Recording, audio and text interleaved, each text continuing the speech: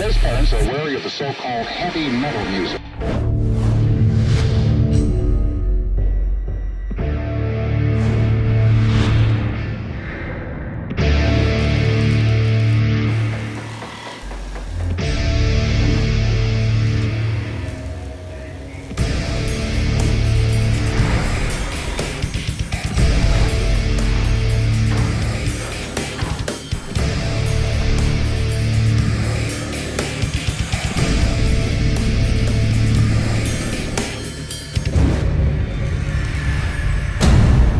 Salut à tous, METALXS, c'est l'essentiel de l'actualité métal et dérivé en quelques minutes, le tout en images, en musique et en interview. METALXS est une exclusivité Refix by Crédit Mutuel, la plateforme de toutes les musiques, tous les talents en partenariat avec Artforce. C'est parti!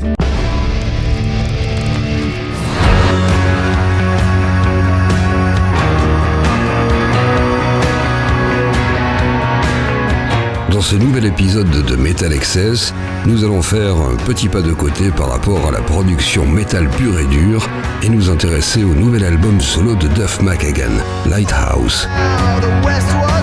Ce troisième disque, si on ne compte pas Beautiful Disease, jamais paru en 1999, nous donne l'occasion de nous pencher sur sa carrière extrêmement riche, l'histoire d'un adolescent de Seattle, jouant dans des formations de garage punk, se retrouvant propulsé bassiste du plus gros groupe de hard rock des années 80, Guns N' Roses, mais qui n'a jamais perdu le contact avec ses racines. C'est d'ailleurs ce qui lui a permis de rebondir il y a une trentaine d'années quand il s'est distancé d'Axl Rose et de vivre toutes ses expériences sous son nom ou dans des formations comme Neurotic Outsiders, Loaded, Velvet Revolver et Walking Papers. Il y a 10 ans, quasiment jour pour jour, METALXS rencontrait justement Duff sur la minuscule salle péniche du Petit Bain à Paris pour un concert de pur rock'n'roll intimiste et moite. Avant de le retrouver en 2023 depuis son domicile américain, nous avons voulu vous extraire quelques morceaux choisis et anecdotes de cette rencontre mémorable. Il évoquait la difficulté pour un groupe comme Walking Papers de bénéficier de la meilleure exposition. It really is. Like, you know, in Loaded, it's Duff McKagan's Loaded. So it's I found like, wow, that's a lot easier to go and play places and fill up rooms and like the commerce side of Walking Papers is really tough. Especially in this day and age when people don't really buy records. You know, you get some sales, but so it's we're just trying to figure that out. You know, it doesn't get us down. It's just like, how do we do this? How do we do this and survive as a band? Mais il nous parlait aussi de l'importance d'être un artiste indépendant. I've been doing indie music, except for Velvet Revolver, for a long time, probably longer. And even before Guns N' Roses, I was in punk rock band. Yeah. That's very indie. So you're doing it on your own, and it's you can do it if you believe in your thing. But if you don't believe in your thing, all of this is way too tough. I'm playing tonight with probably 102 temperature, you know. And if you don't believe in what you're doing, you would just go home. Nous lui avions demandé quel regard il portait sur la période d'excès qui avait accompagné les années où Guns N' Roses a explosé. I look at that whole thing as sort of a really wonderful ride. It was 5 guys who did it on their own. You know, whatever came later, a few years later, at least in my case, the drinking and the drugs, it was all around. You know, it was not just our band, it was everybody. And for me, I have that extra gene in me that tells me that's a great idea to drink and do as much drugs as you can do, and you can't stop. And so, I mean, there was definitely some fuzzy days in there, but it's not a fuzzy dream or a fuzzy nightmare.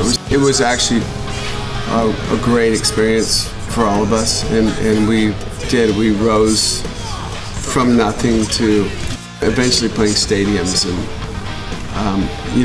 we were kind of, I guess, too young to deal with it the right way, or to take a step back. We were too young to stop, to take a step back and sort some stuff out.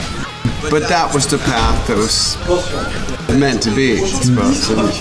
And I'm really glad I went through all this stuff, even like my darkest days, and because it made everything else so much better. You know, once I got well and progressed. So even I look at that time, I look at my 20s as a great time because I survived it.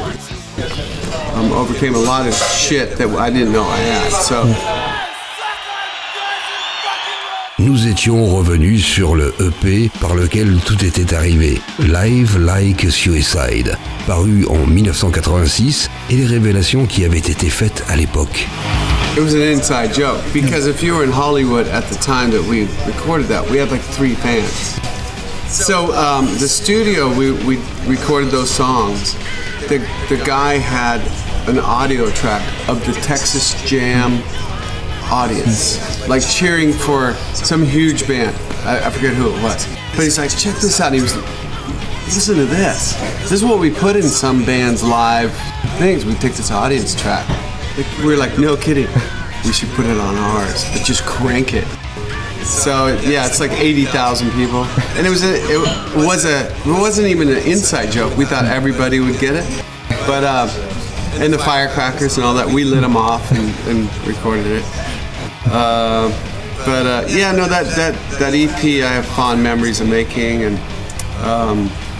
us that thing kind of getting us a grassroots following more places than we thought it would.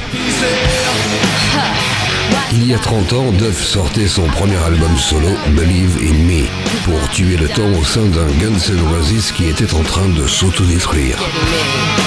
Right, there was a lot of that. The first song I recorded was when we were recording Illusions. I recorded a song called The Majority, and I played the drums and I played the bass and guitars and put it on there, and Lenny Kravitz was down the hall, or he was in town, and we were friends with him. And I'd written the lyrics and said, hey, Lenny, would you come and sing the song? He's like, yeah, man, I'll come right down. And we had a good time. And that was it. We were just sitting there. I didn't know what I was going to do with it. And started recording more stuff while we were out on the road. There was a lot of times when we had 2-3 days off in a row. So for something for me to do in the, whatever town we were in, I've recorded all over the world. Like London, I recorded in some place in Europe, all over the US, and really just kind of at the end had all these songs. And and somebody from Gaffin heard it and let's put out a record. And really that's how it came together. I wasn't planning on like making this solo record and hey, look at me. Envisageait-il de refaire un album solo un jour? One of those where I play drums and everything? Sure I would. Yeah, I mean, the great thing is, like, my idols, Iggy Pop and Aerosmith and the Stones, it's because some of them are, you know, almost probably 25 years older than me, and they're still out there rolling strong, so it makes me feel like, oh shit, I better get started. Et c'est ainsi que nous nous retrouvons 10 ans plus tard, en 2023, avec un Duff qui a non seulement réintégré Guns N' Roses la décennie passée et rempli à nouveau les stades du monde entier, mais poursuivi ses projets indépendants comme ce nouvel album Lighthouse. Nous avons discuté avec lui du choix de faire un album particulièrement apaisant.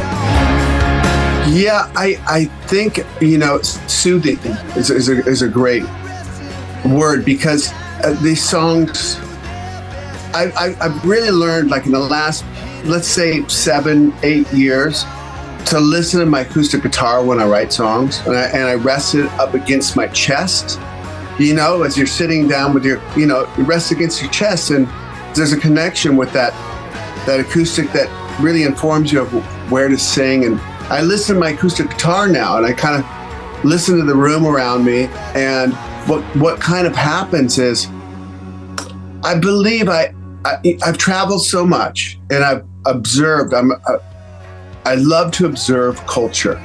You know, I love to go to places like France or where and just observe. Try to speak some French. You know, and I've been doing this for years. Different countries, different states in America, you name it. And I just observe and watch and try to learn. And I think what's come out with these songs that I write is I feel like I have somewhat of a voice. And if I'm going to use my voice, maybe I'm going to use that voice to calm. Take the lessons I've learned from observing this world for 40 years and all the stuff you hear on the news and all this, the divide and all the, chill. Because I've been doing, I'm here to tell you, just chill, you know? And I've met so many great people around this planet. You know, nobody asked me about my politics or nobody asks you about your religion or your, you know, most 99% of people just want to be cool. And, you know, that's a person in a coffee shop. That's the person on the trolley, on the cable car, wherever you going, man. I try to, I guess it just happens. I don't try to, but these songs come out of me. And whether it's forgiveness or you know, or fallen, a sweet song to my wife, I've fallen for you. You know, after 25 years, 26 years, I'm still falling for you, you know? And man, this is a celebration, you know? So soothing is a great word. So thanks for using that. Come along with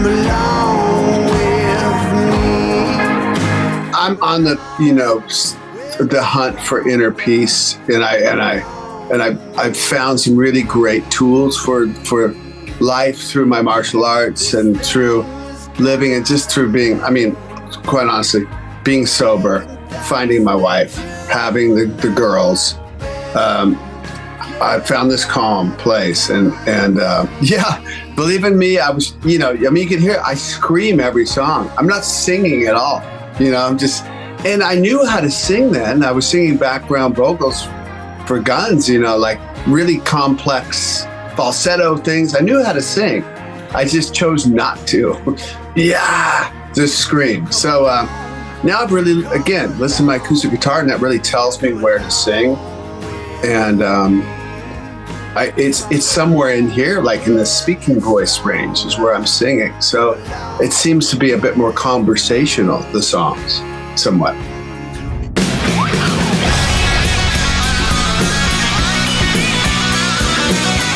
On a le sentiment que Duff adore être sur scène et les tournées intensives avec Guns l'ont prouvé, mais qu'il prend presque autant de plaisir à rester sereinement chez lui.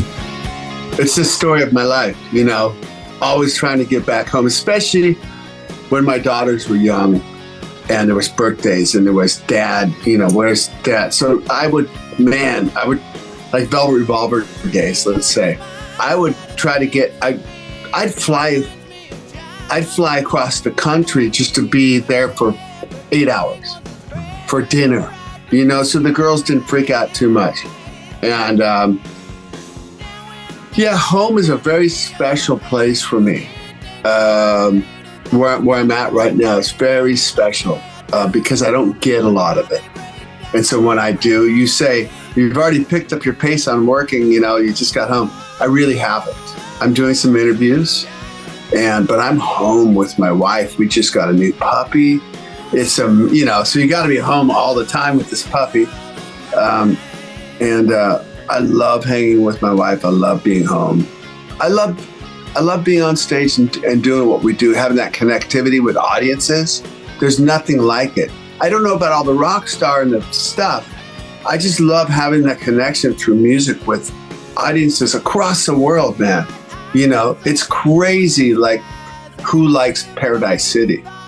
It's the woman, you know, in Kuala Lumpur, fully covered up, doing this. And it's the same dude in Little Rock, Arkansas, doing this, you know? So it's just a universal language that we get to go out and talk to people, if you will, with. You know, I did the Tenderness tour, to switch gears, my last record, Tenderness.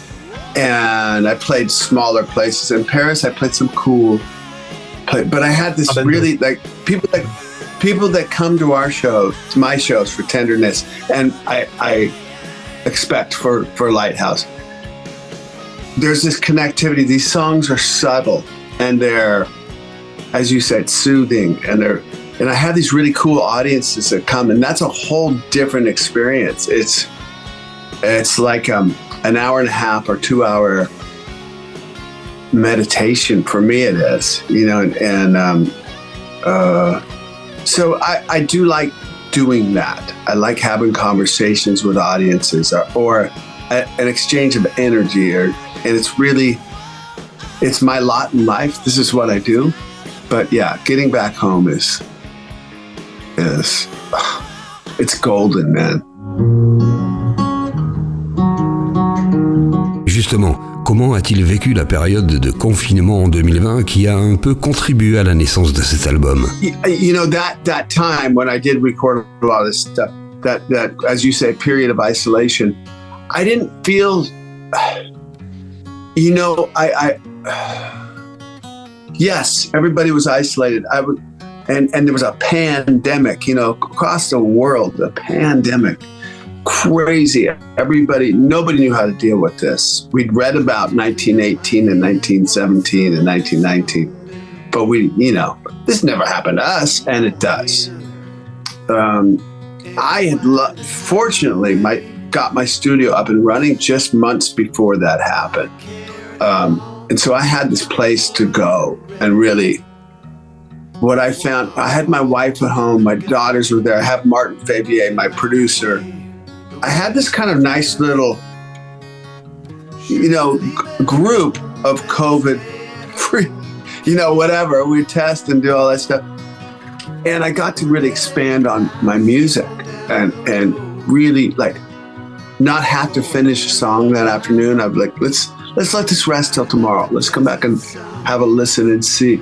So Lighthouse, a song like Lighthouse, the lyrically, man, I wrote it for Susan, you know. It's just a straight up love song, but it's also about, I write songs for other people too, you know, for people to listen to. And it's, you know, that Lighthouse is that place of hope that we all, goodness, whatever you want it to be, that place of goodness that we all strive to get to. And we'll go through what we got to go through to get there. And, but the recording of that, my studio sounds so good. The acoustic guitars sound good in there, really good, you know. And I can do a vocal, and there's a high roof. I don't know what it is, but everything sounds warm and good. Bass and guitars and drums sound great in there. And I can do a song like Lighthouse with just acoustic guitar and a vocal and some ambient little synth sounds, and it sounds big and warm and nice, and going into the end where I just say shine, you know, and build that part. It was just such a victory, and it's such a warm song. And you know, when you get to that, when we got into that end part, I'd written these 3 chords for the end, for an outro, and when we built that thing up, it's like, oh, this will be the first song on the next record, for sure. Le choix d'intituler son disque Lighthouse, le phare en français, est-il en rapport avec son environnement personnel? Yeah, absolutely. I mean, I'm on the water here, yes. And I do navigate in my boat, and I know how to, you know, look for lighthouses and do all that stuff. But so I probably will tend to use maritime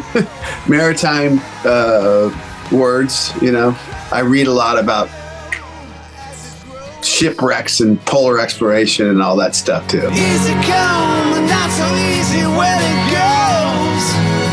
How long do we have? I gotta know. Life's a dream now. Lighthouse est dans la lignée suivie dès 2019 lorsque Duff avait publié Tenderness, un album au registre très doux qui avait pris les fans de court, ceux qui s'attendaient à du punk ou du rock.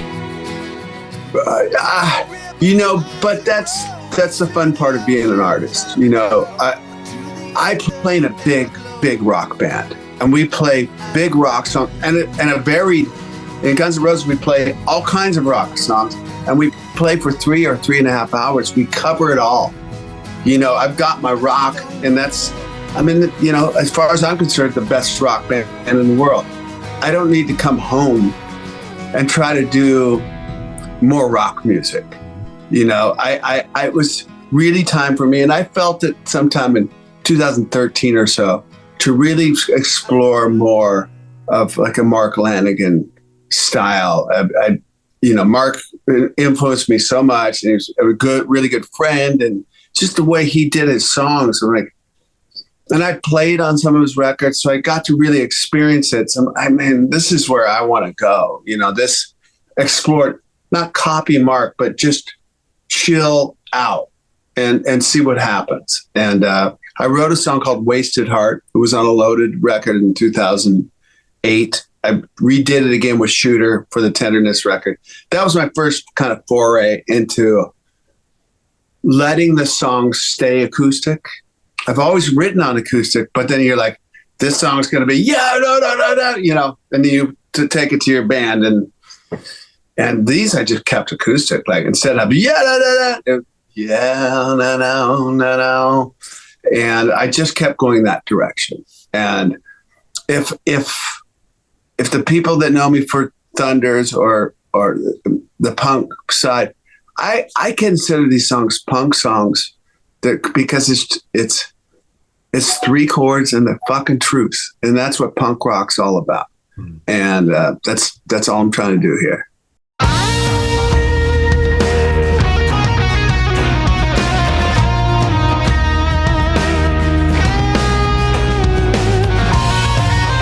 On retrouve sur Lighthouse le titre Hope, avec Slash à la guitare, qui devait figurer sur le disque Beautiful Disease que le label Geffen n'a jamais voulu sortir il y a 25 ans. So just so you know, I've recorded, when we picked these 10 songs, I had 60 songs to choose from. So I knew Lighthouse would be the beginning of the first record, and that I Just Don't Know would be the last song on this first record. So how do I wanted to tell a little story. I wanted there to be peaks and valleys. I come from the old school where you put a record on, side A, track 1, and you listen to that record, and that record takes you for a journey, and you turn the record over and you finish that journey. And that's how I play songs on a record. And I don't know how many people are going to listen to this record through like that, but there's peaks and valleys. And Hope, I got my master's back from this record I'd made that never came out because Geffen got bought. It's a long story, but it doesn't matter. Things happen for whatever reason they're supposed to happen, I believe. And so I got the masters back, and Hope lyrically, I put these songs together, track listing together lyrically. I wasn't listening for tempos. I wasn't listening for anything else. Just I wanted it to tell a little story, And so Hope was the song, man, I was like, oh my God, this song fits perfectly on this record. And it's Slash on guitar, 1996. Abe Laborio from Paul McCartney on drums. Pretty cool, hey, pretty cool. I recorded Slash doing his guitar bits at my house in 1996. It was just him and I in a room. He's like, you want me to put a lead on this or something? This song? Sure. That'd be great. And that's, my buddy, just happens to be fucking Slash, the most amazing guitar player on the planet,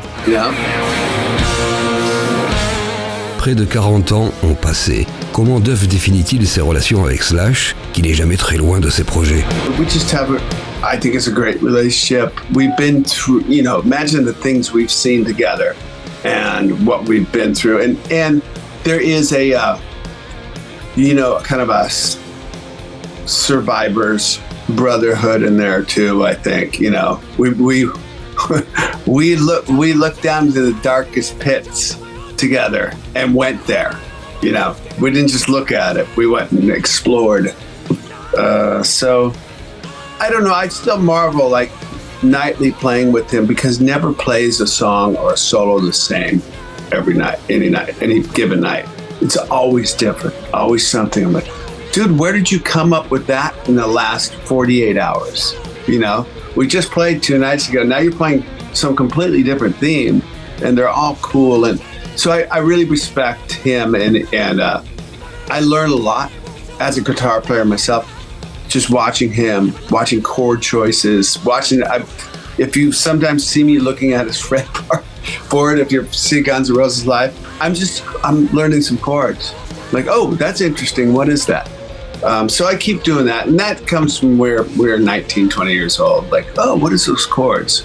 So some things just never change. And he's he's a radical fucking dude. And I can't say enough about it. Pourquoi, tout comme Slash, ressent-il un besoin de collaborations extérieures alors que d'autres se cantonneraient à jouer dans un groupe de la stature de Guns N' Roses qui, à lui seul, remplit une vie? Yeah, I think that probably just started. Man, I used to get up on stage with other bands all the time, you know, and that started, I guess, that collaborative, like, you know, I got up on stage with Alice in Chains the first time they came through LA, 1990, you know. I got up on stage and played drums with Pearl Jam when they played the Cat House. We played Sonic Reducer. So many bands. And so that sets in motion this collaborative thing. I think the first thing I did that was on a bigger scale, like Axl back in the late 80s, he sang on Steve Jones's record. He sang on a couple records. And so we started, you know, it was okay to do that. You know, well, our band, we're going to try to keep anybody. No, you can't do that. So me and Slash did the Iggy record. There's like, to me, there's like Iggy and there's Prince and there's Lemmy, you know, the big three. And Iggy had such an influence, the Stooges and Iggy's solo, you know, on my life. That to be able to work with him is still like, he's one of those guys on the magic carpet. You know, he just floats, and that's fucking Iggy, you know, look at him go. And we're just mortals around Iggy. So to be able to write and record something for another record with Iggy I jumped at it. And to do it with Chad Smith and Andrew Watt, because we did 2 Aussie records together as well. We're this little trio that we can kind of just do anything and do it fast and have a lot of fun doing it. And then Iggy wanting us to be his band. Can you guys do some shows with us? With me? We're like, guess when? So me and Chad looked when we were touring or not. Like, we can do it in April.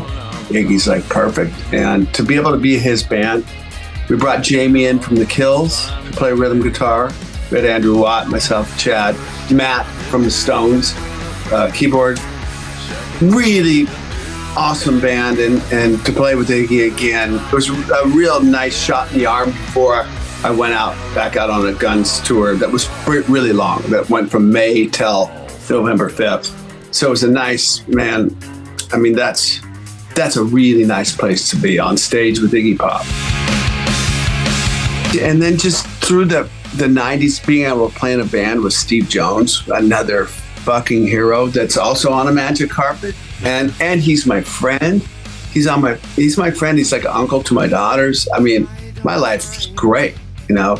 But to be able to play in a band with him and John Taylor, it was so fun and so cool. And I did a thing with Wayne Kramer and Brian James from The Damned and Clem Burke, you know, just made a record with them. Just kept playing with people, you know.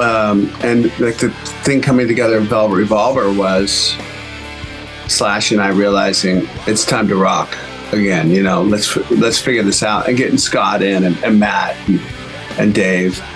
But I played with Mark Lanigan. I played with the Aussie stuff we did.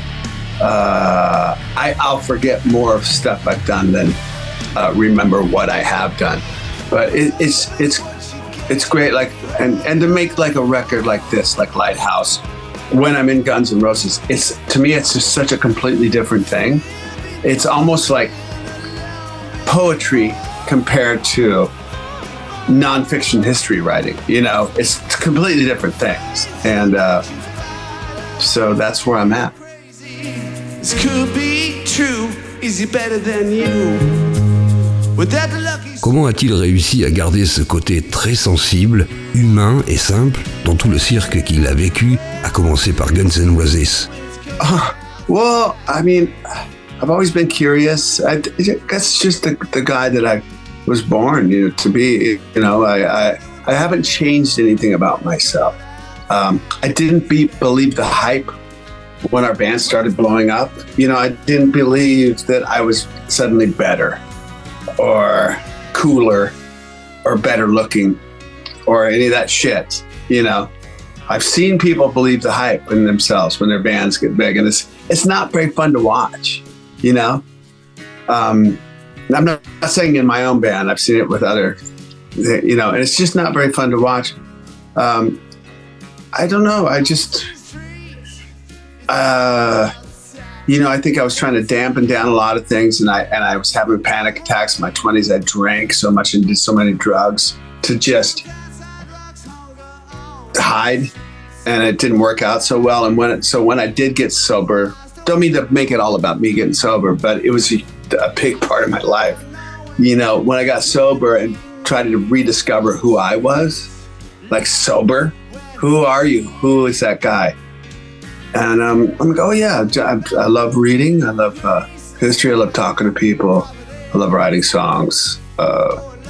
There's nothing unusual about me or extra about me at all. I never feel that. And I'm just a dad and a husband, and I get to play music and connect with audiences, and that's amazing.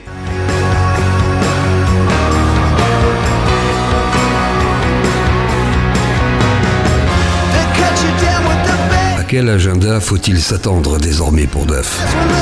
I mean, I'm easing back into work. I'm doing interviews. I'm going to play a show in Seattle. We just kind of figured we're going to do it this morning. We decided we're going to do it. So it's December 8th. I'm going to play, it's at a record store. I'm going to play 7 songs, nothing too over the top. So I'm easing back into it. We're figuring out a tour to do, when that will be, whether that's spring, or so. And probably by that point, I'll have another EP off of these recordings out, So we're easing back into it. I'm taking time because Guns, we did a really long tour. I mean, we actually started in August of 21 and kind of toured continuously. If I wasn't recording and touring, I was doing the Iggy Pop thing or touring with Guns N' Roses. So we went from, August of 21 until a week ago, November 5th of 2023. Pretty rigorous. You can expect to see me in Paris, for sure. Yes. And then we'll let you know when that's going to be. I haven't even figured it out yet. I got to let my bones catch up with my body here after that tour. I got to get everything realigned again. So we'll start talking about that and you'll know. Yeah, but definitely Paris. It was a good, on tenderness, it was a really nice audience. It was like, okay, let's go back to Paris for sure.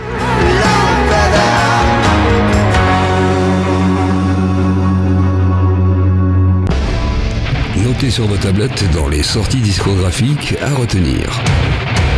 Une réédition, ou plutôt l'assemblage des 4e et 5e albums de Five Finger Death Punch, The Wrong Side of Heaven and The Righteous Side of Hell, 2 volumes parus respectivement en 2011 et 2013 et qui réapparaissent ensemble en coffret vinyle limité et version digitale. Une manière de patienter avant que le groupe de Las Vegas nous donne une suite à Afterlife, sorti en 2022.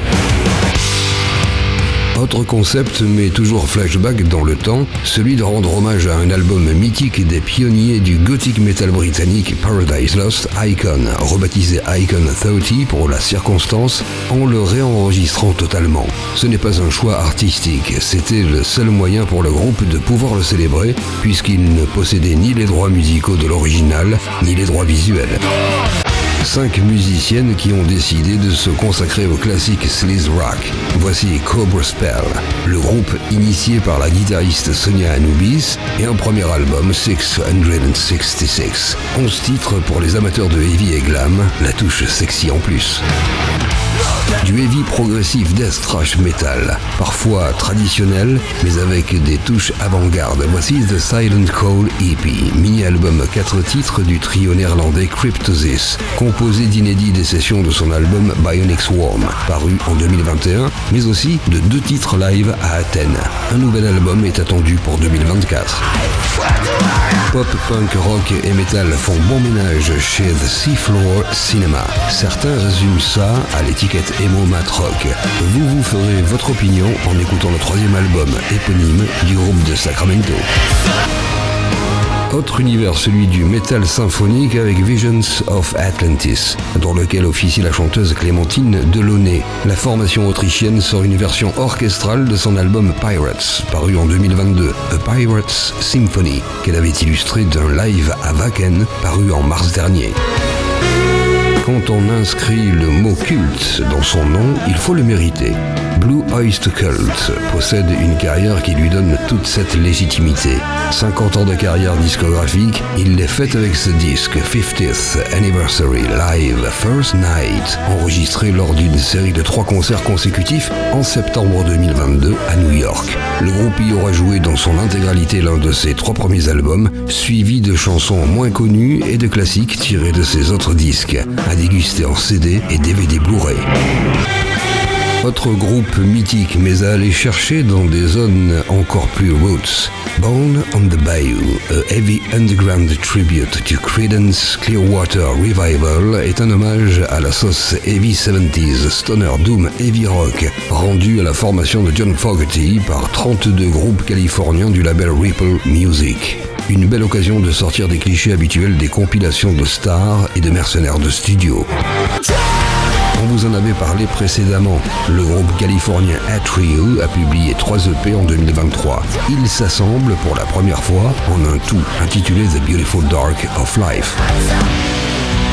Le groupe de doom psychédélique bordelais Mars Red Sky revient avec un 5e disque, Dawn of the Dusk. 8 titres sous plusieurs formats qui ont été produits et mixés par Benjamin Mando dans ses studios de Bègle. Autre groupe français qui a d'ailleurs signé l'année dernière chez Atomic Fire Records, Rage Behind. Les 5 musiciens délivrent un groove trash teinté de nu metal et tout cela s'entend sur Imminence or Disgrace.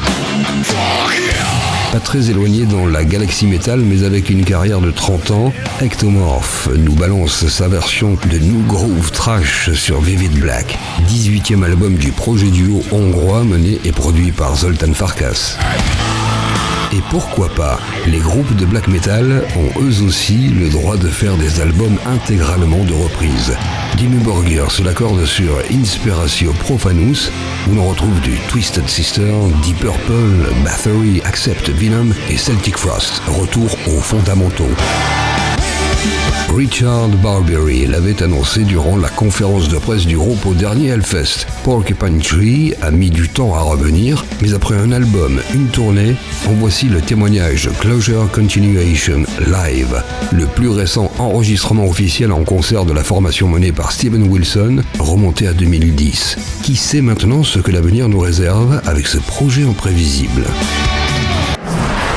Voilà, METALXS, c'est terminé pour aujourd'hui. On se retrouve dans 15 jours pour un nouveau numéro avec toujours plus d'interviews, de surprises et de contenus inédits. Un immense merci pour votre fidélité et n'oubliez pas de prolonger l'expérience métal sur riffx.fr. Salut!